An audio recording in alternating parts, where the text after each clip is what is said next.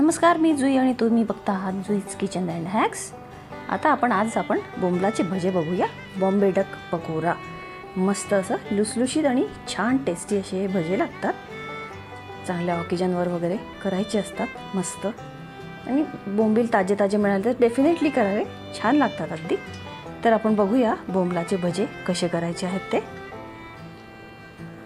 तर मी काही थोडेसे बोंबील घेतले आहेत आणि हे याच्यातनं मीठ आणि हळद लावून ठेवले होते, आणि याच्यातलं पाणी मी एक्सेसिव्ह पाणी काढून घेतलेलं आहे। थोडंसं पिळून घेतलं होतं याला, म्हणजे दाबून ठेवलं होतं। तर आपण याच्यात काही काही वस्तू टाकू। आता मीठ टाकते आहे परत। मीठ हे आधी लावलं होतं मी, परत एकदा टाकायचं। थोडंसं चिली सॉस टाकूया, थोडं डार्क सोया सॉस टाकूया। आता कॉर्नफ्लोअर टाकू थोडंसं, आणि आता याच्यावर थोडंसं लाल तिखट टाकूया आणि थोडं बेसन, आणि याला एक मिसळून घेऊया छानपैकी। याच्या अंगच्या पाण्यावरतीच याला कोट होऊन जातं, वरतून पाणी टाकायची काही गरज नाही पडत। आणि बेसन आणि कॉर्नफ्लोअर टाकल्यामुळे काय होतं की याच्यातलं पाणी पुन्हा एकदा एक्स्ट्रॅक्ट होऊन आणि सगळं बॅटर चिपकायला मदत होते। तरी आता याच्यानंतर आपण टाकूया याच्यामध्ये एग व्हाईट। तर एग व्हाईट टाकायसाठी काही नाही करायचं, वरच्या साईडने अंड फोडून घ्यायचं आणि एक नुसतं त्याला बोट आडवं टाकायचं त्याच्यामध्ये। हे बघा मी दाखवते आहे तसं, त्याच्यामध्ये नुसतं बोट बुडवून ठेवायचं आणि अंड उलटं केलं की ह्याच्यातलं एग व्हाईट बाहेर निघून येतं आपोआप। हे बघा नुसतं थोडंसं खेचलं आणि एक झटका दिला तरी सगळं निघून येतं। हे बघा नुसतं आतमध्ये पिवळा बलकच राहिलेला आहे। आता याचं तुम्ही काहीतरी दुसरं करू शकता। आपण हे आता बोंबील नीट ढवळून घेऊयात। आता हे छानपैकी बॅटर याचं सुटून येईल आणि बोंबीलला नीट लागेल। तर आता आपण हे थोड्या वेळ रेस्ट करूया आणि मग तळायला घेऊया। हे थोडंसं आता मॅरिनेट होऊन जाईल आणखीन। आता आपण तळायला घेऊन घेऊया। डेफिनेटली करून बघा, छान लागतात। तो चलो इसको अभी फ्राय करते हैं। तर हे बघा मॅरिनेट मगासपासून मी करून ठेवलं होतं, आणि आता थोडेसे तळायला टाकलेले पण आहेत मी ऑलरेडी, पण तुम्हाला परत एकदा दाखवते आहे। हे बघा मी आधी एक भाग तळलेला होता, त्यामुळे थोडंसं तेल मातकट झालेलं आहे।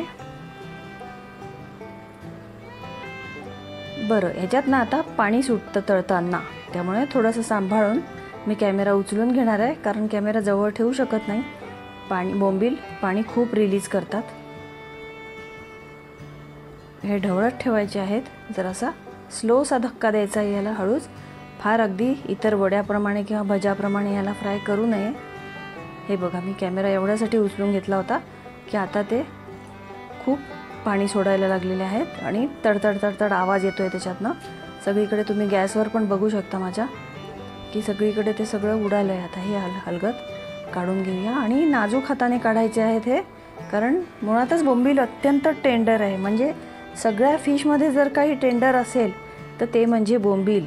बोंबलाची भाजी किंवा रस्सा जरी बनवला तरी तो ढवळता येत नाही, अनलेस अँड अंटिल तुम्ही सुक्या बोंबलाचं जोपर्यंत बनवत नाही तोपर्यंत। हे मी एका क्लॉथवर काढून घेतलेलं आहे, आणि आता आपण दुसरे बोंबील तळायला टाकू परत। हे बघा आता मी कमी टाकले आहेत यावेळेला आणि काढून घेतलेले आहेत। कमी टाकले तर साधारण थोडंसं मॅनेज करायला बरं पडतं।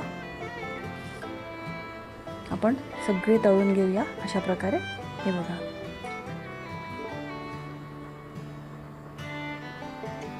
आता आपण उरलेले टाकून घेऊ।